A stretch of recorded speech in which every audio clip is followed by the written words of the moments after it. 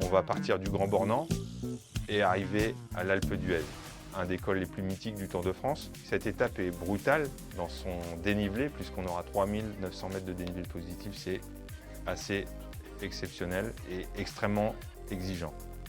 On aura d'abord en première difficulté le col de Tamier, 9,5 km à 4%, une pente régulière. Et ensuite, on va monter le terrible col du Glandon, un des plus durs des Alpes, un des plus durs en France également, 19,7 km à 7,2%, classé en hors catégorie.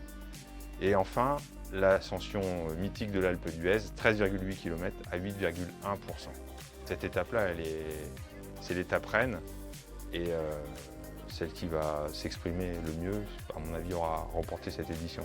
Voilà, on va terminer en apothéose et la boucle est bouclée en partant des Pays-Bas et en finissant à l'Alpe d'Huez, qui est la montée aussi mythique, très connue pour les Hollandais. Et on finit en apothéose parce qu'on finit par un col mythique qui a fait la légende du Tour de France et qu'on inscrit sur le parcours du Tour de France Femmes avec Zwift.